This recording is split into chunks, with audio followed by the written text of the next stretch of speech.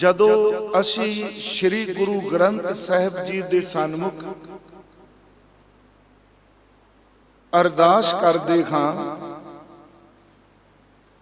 ते उस अरदास विच थोड़ी जी आवाज घट कर दे, सिर नूं टकरा रही।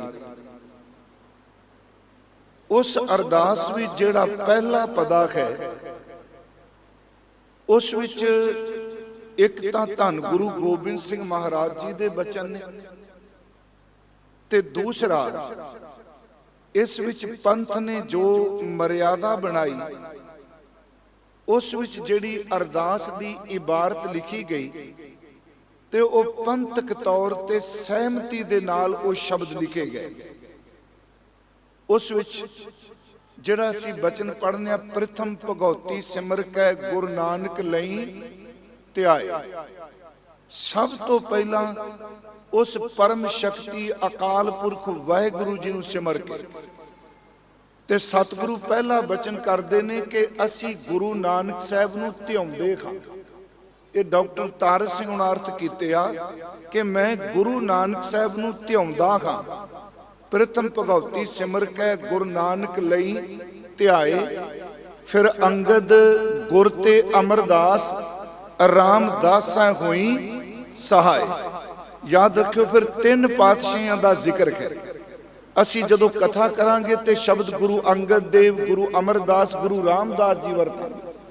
पर एक मैं बेनती करा कि कई बारी कई सज्जन ये शब्द कहते जी गुरु शब्द क्यों नहीं वरत्या।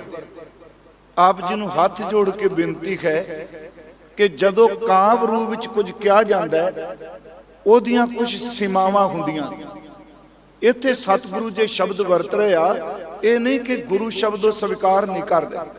इस विच अर्थ करदे असीं यही करांगे, धन गुरु अंगद साहिब जी, धन गुरु अमरदास जी ते धन गुरु रामदास महाराज जी दी असीं सहायता मंगदे। फिर बेनती सुनियो, पहला ध्याउंदा हां, फिर उन्हां तो सहायता है। प्रथम भगौती सिमर कै गुरु नानक लई ध्याए, फिर अंगद गुर ते अमरदास रामदासा होई सहाय। गुरु नानक साहब नूं ध्याउंदे हां, गुरु अंगद साहब, गुरु अमरदास, धन गुरु रामदास, उन्हां तो सहायता। हुण तीसरा है अर्जन हर गोबिंद नूं सिमरों श्री हर राय।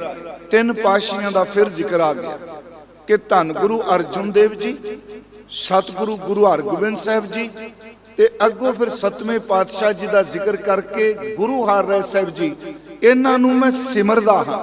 फिर सुनियो, अर्जन हर गोबिंद नूं सिमरों श्री हर राय। हालांकि गुरु ग्रंथ साहिब की बाणी विच इन्हां गुरु साहिबानां नूं खास करके असी गुरु अर्जुन देव जी, गुरु हरगोबिंद साहब का जिक्र भाई गुरदास साहब करते हैं, भाई साहब भाई नंद लाल जी करते हैं। असी जदों गुरु ग्रंथ साहब का पाठ करने तो गुरु अर्जुन साहब जी बारे तो बड़े स्पष्ट शब्द ने, पर तत्श्री दा गुरु अर्जुन कै घर पूर्ण ब्रह्म निवास ली। जदों असी गुरु साहब जी दे रबाबी सिखां दी बाणी पढ़ने उस विच भी वो जिक्र करदे चारे जागे चौं जुगी पंचायन आपे होगा। पर मेरी फिर बेनती है, गुरु हरगोबिंद साहब बारे भाई गुरदास साहब ने इन्ने शरधा भरपूर शब्द वरते। दल भंजन गुर सूरमा बड़ जोधा बो परोपकारी।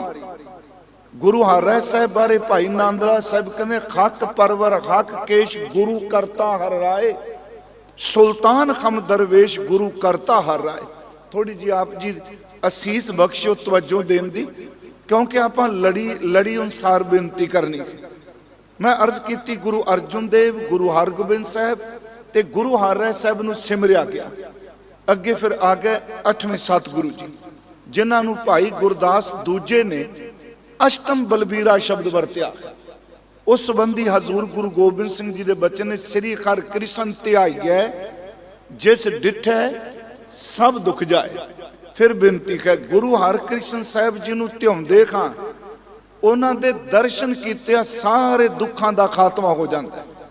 उस तो बाद उन्होंने पिता गुरदेव गुरु तेग बहादुर साहब जी का जिक्र किया। वो शब्द क्या, तेग बहादुर सिमरे घर नौ निध आवे धाए सब थाई होए सहाय। इथों तक जिहड़ा पाठ है ਇਹ ਧੰਨ ਸ਼੍ਰੀ ਗੁਰੂ ਗੋਬਿੰਦ ਸਿੰਘ ਮਹਾਰਾਜ ਜੀ ਦੀ ਉਚਾਰਨ ਕੀਤੀ ਰਚਨਾ ਵਿੱਚੋਂ ਪਹਿਲੀ ਪੌੜੀ ਹੈ। ਇਹਦੇ ਅਰਥ ਵੀ ਬੜੇ ਸਰਲ ਕਿ ਗੁਰੂ ਤੇਗ ਬਹਾਦਰ ਜੀ ਨੂੰ ਸਿਮਰਿਏ। ਤੇਗ ਬਹਾਦਰ ਸਿਮਰੇ, ਕਈ ਥਾਵਾਂ ਤੇ ਗੁਟਕਿਆਂ ਤੇ ਪਾਠ ਬਿਹਾਰੀ ਨਾਲ ਵੀ ਲਿਖਿਆ ਸਿਮਰਿਏ। ਤੇਗ ਬਹਾਦਰ ਸਿਮਰਿਆ ਅਰਥ ਨੇ ਉਹਨਾਂ ਨੂੰ ਚੇਤੇ ਕੀਤਿਆ, ਸਿਮਰਨ ਕੀਤਿਆ। ਘਰ ਵਿੱਚ ਕਿਸੇ ਚੀਜ਼ ਦੀ ਕਮੀ ਨਹੀਂ ਰਹਿੰਦੀ। ਇਹ ਲਵੇ ਧਿਆਨ ਨਾਲ ਸੁਣਿਓ, ਗੁਰੂ ਤੇਗ ਬਹਾਦਰ ਸਾਹਿਬ ਜੀ ਨੂੰ ਯਾਦ ਕਰੀਏ ਤੇ ਘਰ ਵਿੱਚ 9 ਨਿਧਾਂ ਧਾ ਕੇ ਆ ਜਾਂਦੀਆਂ ਨੇ। ਤੇ ਜਿੱਥੇ ਵੀ ਸਿੱਖ ਗੁਰੂ ਤੇਗ ਬਹਾਦਰ ਸਾਹਿਬ ਜੀ ਨੂੰ ਯਾਦ ਕਰਦਾ ਤੇ 9ਵੇਂ ਸਤਿਗੁਰੂ ਉਸ ਥਾਂ ਤੇ ਉਹਦੇ ਮਦਦਗਾਰ ਹੁੰਦੇ। ਤੇਗ ਬਹਾਦਰ ਸਿਮਰਿਐ ਘਰ 9 ਨਿਧ ਆਵੈ ਧਾਏ, ਤੇ ਅਗਲਾ ਸ਼ਬਦ ਦੇ ਸਭ ਥਾਈ ਹੋਏ ਸਹਾਏ। ਇੱਥੋਂ ਤੱਕ ਸੀ ਗੁਰੂ ਗੋਬਿੰਦ ਸਿੰਘ ਮਹਾਰਾਜ ਜੀ ਦੀ ਰਚਨਾ। ਕਿਉਂਕਿ ਆਪਾਂ ਪ੍ਰਕਾਸ਼ ਔਰ ਗੁਰਗੱਦੀ ਸੰਬੰਧੀ ਬੇਨਤੀ ਕਰਨੀ। ਉਸ ਤੋਂ ਬਾਅਦ ਫਿਰ ਪੰਥ ਨੇ ਸ਼ਬਦ ਜੋੜਿਆ। ਉਹ ਸ਼ਬਦ ਸੀ 10ਵਾਂ ਪਾਤਸ਼ਾਹ। ਕਈ ਸੱਜਣ ਇਹ ਸਮਝਦੇ ਨੇ ਵੀ 10ਵਾਂ ਲਫ਼ਜ਼ ਕਿਹਾ ਸਤਕਾਰ ਨਹੀਂ ਬਣਦਾ, ਉਹ ਲਫ਼ਜ਼ ਵਰਤਦੇ ਨੇ 10ਵੇਂ ਪਾਤਸ਼ਾਹ। ਫਿਰ ਬੇਨਤੀ ਸੁਣਿਓ, 10ਵੇਂ ਪਾਤਸ਼ਾਹ ਜੋ ਮਰਿਆਦਾ ਚ ਲਿਖਿਆ 10ਵਾਂ ਪਾਤਸ਼ਾਹ, ਉੱਥੇ ਹੈ 10ਵਾਂ ਪਾਤਸ਼ਾਹ ਸ਼੍ਰੀ ਗੁਰੂ ਗੋਬਿੰਦ ਸਿੰਘ ਸਾਹਿਬ ਜੀ। ਯਾਦ ਰੱਖਿਓ, ਸਿੰਘਾਂ ਦਾ ਸਾਹਿਬ। ਚਲੋ ਹੁਣ ਤੇ ਸ਼ਬਦ ਬਹੁਤ ਪ੍ਰਚਲਿਤ ਹੋ ਚੁੱਕਾ ਹੈ ਨਾ ਜੀ, ਭਾਈ ਸਾਹਿਬ ਜਾਣਦੇ ਆ। ਕਿਉਂਕਿ ਜੇ ਮੈਂ ਕੁਝ ਕਹਾਂਗਾ ਤੇ ਕਈ ਵਾਰੀ ਹੋ ਸਕਦਾ ਤੁਸੀਂ ਕਿਸੇ ਹਸਤੀ ਨੂੰ ਚੈਲੰਜ ਕਰ ਰਹੇ ਹੋ। ਨਹੀਂ, ਉੱਥੇ ਸਿੰਘਾਂ ਦਾ ਸਾਹਿਬ ਜਿਹੜਾ ਹੈ ਉਹ ਧੰਨ ਗੁਰੂ ਗੋਬਿੰਦ ਸਿੰਘ ਜੀ, 10ਵਾਂ ਪਾਤਸ਼ਾਹ ਸ਼੍ਰੀ ਗੁਰੂ ਗੋਬਿੰਦ ਸਿੰਘ ਸਾਹਿਬ ਜੀ ਸਭ ਥਾਈ ਹੋਏ ਸਹਾਏ। ਉੱਥੇ ਸ਼ਬਦ ਵਰਤਿਆ ਧੰਨ ਗੁਰੂ ਗੋਬਿੰਦ ਸਿੰਘ ਸਾਹਿਬ ਸੱਚੇ ਪਾਤਸ਼ਾਹ ਸਾਰੀਆਂ ਥਾਵਾਂ ਤੇ ਮਦਦਗਾਰ ਨੇ। ਹੁਣ ਉਸ ਤੋਂ ਬਾਅਦ ਮੈਂ ਆਪ ਨੂੰ ਬੇਨਤੀ ਕਰਾਂਗਾ, ਕਈ ਐਸੇ ਵੀ ਨੇ ਜਿਹੜੇ 11 12 13 14 ਅਗਾਂ ਤੱਕ ਚੱਲਦੇ ਆ, ਆਪਣੇ ਗੁਰੂਆਂ ਦੇ ਨਾਂ ਲੈਂਦੇ ਆ। ਪਰ ਗੁਰਮਖੋ ਹੱਥ ਜੋੜ ਕੇ ਬੇਨਤੀ ਹੈ, ਇਹ ਗੱਲ ਯਾਦ ਰੱਖਿਓ, ਗੁਰੂ ਹਰਗੋਬਿੰਦ ਸਾਹਿਬ ਨੂੰ ਸਿੱਖਾਂ ਨੇ ਇੱਕ ਵਾਰ ਪ੍ਰਸ਼ਨ ਕੀਤਾ ਸੀ ਕਿ ਮਹਾਰਾਜ ਜੀ 6 ਪਾਤਸ਼ਾਹੀਆਂ ਤੱਕ ਤਾਂ ਆਪਾਂ ਦੇਹ ਰੂਪ ਚ ਗੁਰੂ ਜੋਤ ਵਿਚਰਦੀ ਦੇਖੀ ਹੈ, ਇਸ ਤੋਂ ਬਾਅਦ ਕਿੰਨੇ ਸ਼ਰੀਰ ਨੇ? ਪੁੱਛਣ ਸਿੱਖ ਅਰਦਾਸ ਕਰ 6 ਮਹਿਲਾਂ ਤੱਕ ਦਰਸ਼ਨ ਨਿਖਾਰੀ।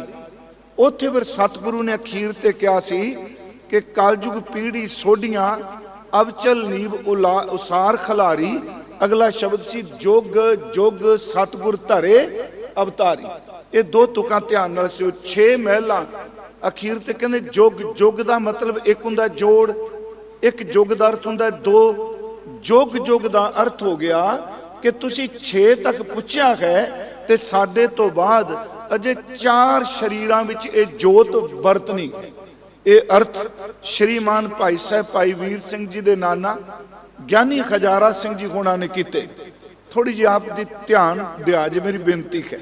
ਹੁਣ ਉਸ ਤੋਂ ਬਾਅਦ 10 ਪਾਤਸ਼ਾਹੀਆਂ ਦਾ ਜ਼ਿਕਰ ਹੋ ਗਿਆ, ਅਰਦਾਸ। ਫਿਰ ਸ਼ਬਦ ਹੈ ਕਿ 10 ਪਾਤਸ਼ਾਹੀਆਂ ਦੀ ਜੋਤ। ਲਓ ਧਿਆਨ ਨਾਲ ਸੁਣਿਓ, ਇੱਥੇ ਦੇ ਕੱਢ ਦਿੱਤਾ ਗਿਆ 10 ਪਾਤਸ਼ਾਹੀਆਂ ਦੀ ਜੋਤ ਦੀਆਂ ਜੋਤਾਂ ਨਹੀਂ। ਯਾਦ ਰੱਖੋ 10 ਪਾਤਸ਼ਾਹੀਆਂ ਬਹੁਵਚਨ ਨੇ, ਜੋਤ ਇੱਕ ਵਚਨ ਹੈ। ਇਹਦਾ ਭਾਵੇਂ ਅਸੀਂ ਕਹਿ ਦਿੰਨੇ ਆ ਗੁਰੂ ਨਾਨਕ ਸਾਹਿਬ ਦੀ 5ਵੀਂ ਜੋਤ, ਗੁਰੂ ਨਾਨਕ ਸਾਹਿਬ ਦੀ 4ਥੀ ਜੋਤ। ਨਹੀਂ ਗੁਰਮੁਖੋ, ਜੋਤ ਦੂਜੀ ਤੀਜੀ ਬਿਲਕੁਲ ਨਹੀਂ। ਜੋਤ ਸਿਰਫ ਇੱਕ ਹੈ। ਮਹੱਲਾ ਪਹਿਲਾ ਦੂਜਾ ਤੀਜਾ ਚੌਥਾ ਪੰਜਵਾਂ ਤੇ 9ਵਾਂ ਹੋ ਸਕਦਾ ਹੈ, ਜੋਤ ਪਹਿਲੀ ਦੂਜੀ ਤੀਜੀ ਨਹੀਂ। ਮੇਰੀ ਫਿਰ ਬੇਨਤੀ ਧਿਆਨ ਨਾਲ ਸੁਣੋ ਇਸ ਗੱਲ ਨੂੰ। ਜੋਤ ਰੂਪ ਪਰ ਆਪ ਗੁਰੂ ਨਾਨਕ ਕਹਾਇਓ, ਤਾਂ ਤੇ ਅੰਗਦ ਭਇਓ, ਤਤ ਸਿਓ ਤਤ ਮਿਲਾਇਓ। ਅੰਗਦ ਕਿਰਪਾ ਧਾਰ ਅਮਰ ਸਤਿਗੁਰ ਸਿਰ ਕੀਓ। ਅਮਰਦਾਸ ਅੰਮ੍ਰਿਤ ਛਤਰ ਗੁਰ ਰਾਮੈ ਦਿਓ। ਗੁਰੂ ਰਾਮਦਾਸ ਦਰਸ਼ਨ ਪਰਸ ਕੈ ਮਥੁਰਾ ਅੰਮ੍ਰਿਤ ਬੈਣ। ਮੂਰਤ ਪੰਚ ਪ੍ਰਮਾਣ ਪੁਰਖ ਗੁਰ ਅਰਜੁਨ ਪਿਖੋ ਨੈਣ। ਪਰ ਜੋਤ ਰੂਪ ਪਰ ਆਪ ਗੁਰੂ ਨਾਨਕ ਕਹਾਇਓ। ਜੋਤ ਰੂਪ ਸਤਿਗੁਰੂ ਗੁਰੂ ਨਾਨਕ ਸਾਹਿਬ ਨੇ। ਮੇਰੀ ਫਿਰ ਬੇਨਤੀ, ਉੱਥੇ ਸ਼ਬਦ ਹੈ ਕਿ 10 ਪਾਤਸ਼ਾਹੀਆਂ ਦੀ ਜੋਤ ਕਿਹੜੀ ਜੀ? ਅੱਗੇ ਫਿਰ ਸ਼ਬਦ ਅਸੀਂ ਪੜ੍ਹਨੇ ਆ ਸ੍ਰੀ ਗੁਰੂ ਗ੍ਰੰਥ ਸਾਹਿਬ ਜੀ। ਇਹ 2 ਗੱਲਾਂ ਹੋ ਗਈਆਂ ਕਿ ਜਿਹੜੀ ਜੋਤ ਗੁਰੂ ਨਾਨਕ ਸਾਹਿਬ ਦੇ ਰੂਪ ਚ ਵਿਚਰੀ 10 ਜਾਮਿਆਂ ਚ, ਉਹ ਸ਼ਬਦ ਰੂਪ ਵਿੱਚ ਅੱਜ ਗੁਰੂ ਗ੍ਰੰਥ ਸਾਹਿਬ ਦੇ ਰੂਪ ਵਿੱਚ ਹੈ। अगली गल होर जिहड़ी बहुत खास है, जिहड़ी आपां विचारनी चाहते हैं चार दीवानां च, हालांकि असी चार दीवानां च मुकम्मल गल नहीं कर सकनी, पर फिर भी संखेप जिहा। 10 पातशाहां दी जोत अगे शब्द है श्री गुरु ग्रंथ साहिब जी, ते अगले लफ्ज ने दे पाठ दीदार दा ध्यान धर के बोलो जी वाहिगुरू। हुण रोज असी ये शब्द पढ़ने, आप जी ने मेरे नाल पढ़े, अर्थ स्पष्ट हो गया। 10 पातशाहां दी जोत श्री गुरु ग्रंथ साहिब जी, ते अगले शब्द ने, मैं एक बार अगे भी इत्थे कथा कर दिया, क्या इत्थे लफ्ज ये नहीं लिखिया गया कि दर्शन दीदार दा ध्यान धर के। सुने इस बेनती, दर्शन शब्द ते दीदार शब्द। दर्शन असी पूर्व दा शब्द संस्कृत च वरत लेने, हिंदी च वरतने आपां दर्शन, ते दीदार शब्द पर्शियन दा है, फारसी दा है। पर जे अर्थ देखांगे अर्थ दोनों दे इक्को ने। दर्शन दा अर्थ भी देखण दी क्रिया, दीदार दा संबंध भी दीदियां नाल वेखण दा काम। इत्थे उन्होंने शब्द नहीं लिखिया दर्शन दीदार, उन्होंने इन्ना गहरा शब्द विच पा दिता पाठ दीदार। लो भी ध्यान नाल सुनियो, सिर्फ दर्शन दीदार नहीं।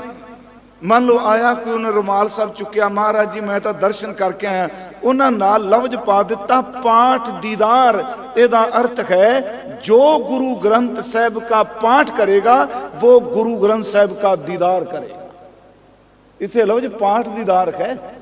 ते गुरमुखो जदों पाठ करांगे ना ते दीदार उदी होने ने कि गुरु ग्रंथ साहिब च केड़ा कुछ खजाना पिया, श्री गुरु ग्रंथ साहिब च की कुछ है।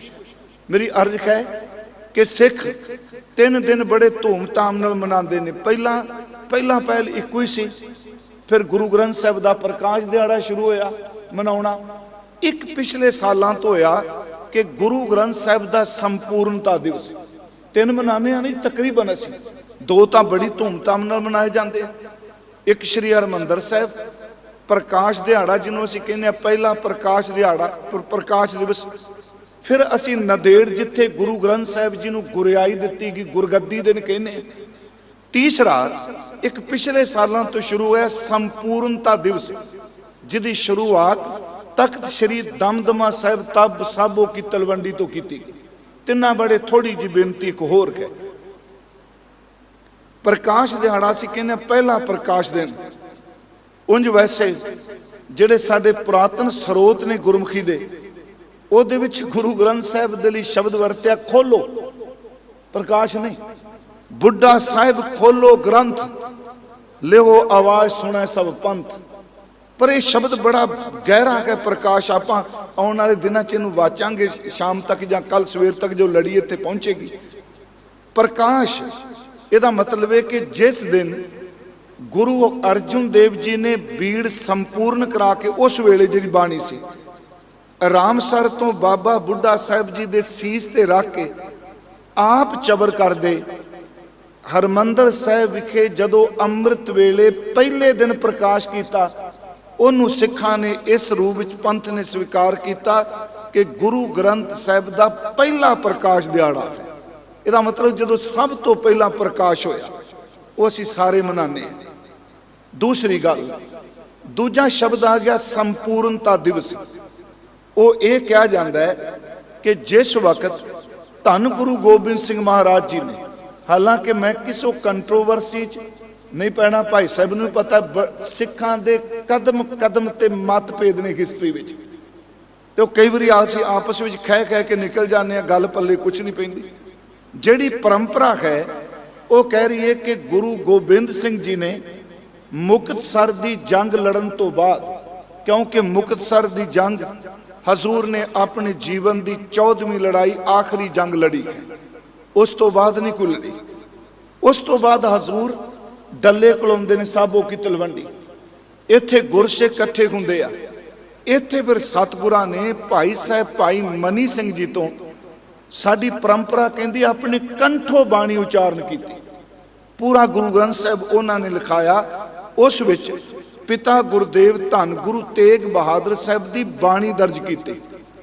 जदों वो बाणी दर्ज की ਉਹਨੂੰ ਅਸੀਂ ਨਾਮ ਦਿੱਤਾ ਸਿੱਖਾਂ ਨੇ ਗੁਰੂ ਗ੍ਰੰਥ ਸਾਹਿਬ ਦਾ ਸੰਪੂਰਨਤਾ ਦਿਵਸ। ਇੱਕ ਮੇਰੀ ਫਿਰ ਬੇਨਤੀ, ਮੈਂ ਅਧੂਰਾ ਦਿਵਸ ਨਹੀਂ ਕਹਾਂਗਾ, ਕਿਉਂਕਿ ਹਰ ਸ਼ਬਦ ਦੇ ਵਿੱਚ ਵਿਪਰੀਤ ਸ਼ਬਦ ਕੋਈ ਲੁਕਿਆ ਹੁੰਦਾ ਹੈ। ਜਦੋਂ ਗੁਰੂ ਅਰਜਨ ਸਾਹਿਬ ਨੇ ਕੀਤਾ ਉਦੋਂ ਵੀ ਤਾਂ ਸ਼ਬਦ ਮੁਕੰਮਲ ਹੀ ਹੈ, ਸ਼ਬਦ ਕਦੀ ਅਧੂਰਾ ਨਹੀਂ ਹੁੰਦਾ। ਪਰ ਉੱਥੇ ਸਤਿਗੁਰੂ ਦੀ ਦੂਸਰਾ ਦਿਨ ਅਸੀਂ ਮਨਾਉਂਦੇ ਹਾਂ ਕਿ ਗੁਰੂ ਗ੍ਰੰਥ ਸਾਹਿਬ ਦਾ ਸੰਪੂਰਨਤਾ ਦਿਵਸ।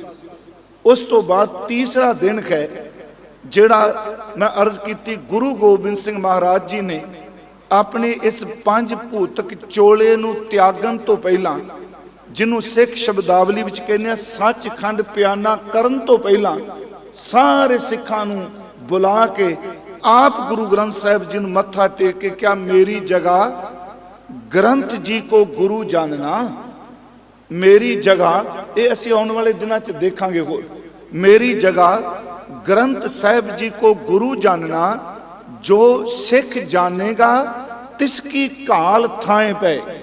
ਇਹ ਸ਼ਬਦ ਵਰਤੇ।